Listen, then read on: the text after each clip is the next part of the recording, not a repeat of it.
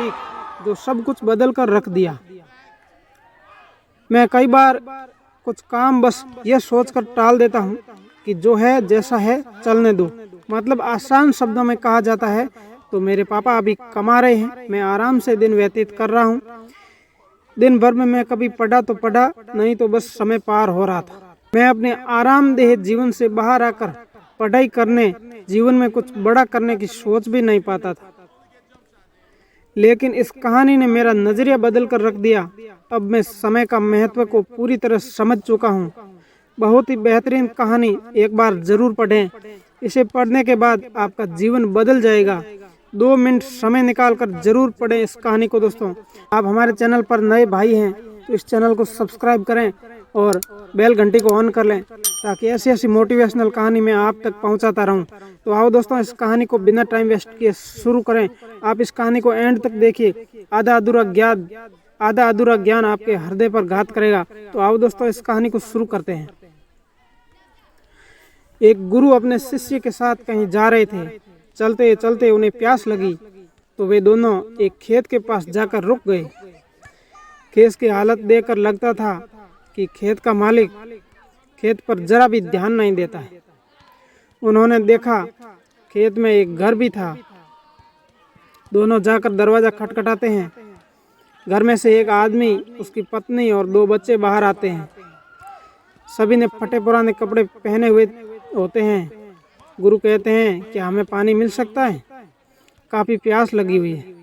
वो व्यक्ति उन्हें पानी लाकर देता है। फिर गुरु कहते हैं, आपका खेत इतना अच्छा है लेकिन इसमें आप कोई भी फसल क्यों नहीं बोते?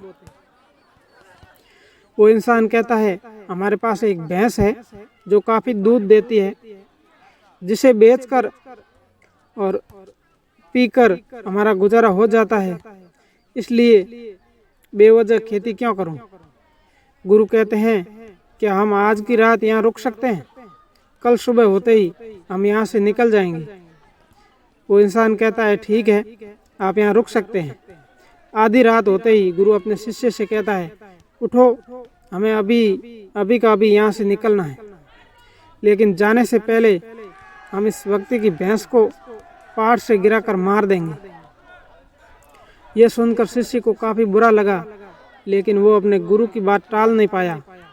वे दोनों रातों रात भैंस को मारकर वहां से भाग जाते हैं। 10 वर्ष बाद जब शिष्य अपनी शिक्षा पूरी कर लेता है तब वो सोचता है, क्यों ना अपनी गलती को सुधारा जाए, उस आदमी के पास वापस जाकर उसकी मदद की जाए। शिष्य उसी गांव में उसी जगह वापस जाता है और देखता है वहाँ के सारे खेतों में दूर दूर तक काफ़ी फसलें लगी हुई हैं और वहाँ एक बहुत बड़ा घर भी है। शिष्य को लगता है शायद वो आदमी सब कुछ बेचकर यहाँ से जा चुका है। शिष्य वहाँ से वापस जाने लगा, तभी वहाँ घर के आगे एक कार आकर रुकती है। कार में से वही व्यक्ति बाहर आता है जिसे शिष्य 10 साल पहले मिला था। शिष्य उसके पास जाकर कहता है, आपने मुझे पहचाना? मैं 10 साल पहले आपसे मिला था। उस इंसान ने कहा, हाँ, उस दिन को तो मैं कैसे भूल सकता हूँ। शिष्य कहता है, आप तो बहुत गरीब थे, आखिर आप इतने अमीर कैसे बने? उस इंसान ने कहा, क्या बताऊँ, आपके जाने के बाद मेरी भैंस की मौत हो गई। मैं कुछ दिन काफ़ी दुखी रहा, परेशान रहने लगा, लेकिन जीवन जीने के लिए कुछ तो करना ही पड़ता है। मैं लकड़ियाँ काट कर बेचने लगा, जिससे कुछ पैसे आए तो मैंने खेत की बुआई कर दी।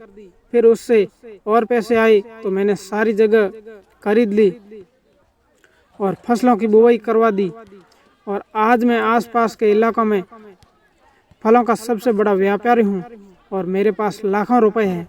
अगर उस दिन भैंस की मौत न हुई होती तो आज मैं इतना सफल नहीं हुआ होता।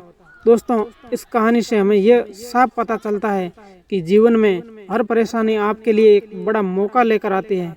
अगर अभी आपके जीवन में परेशानी आई है तो यकीन मानो एक बहुत बड़ी सफलता भी आप अपने साथ लेकर आई है।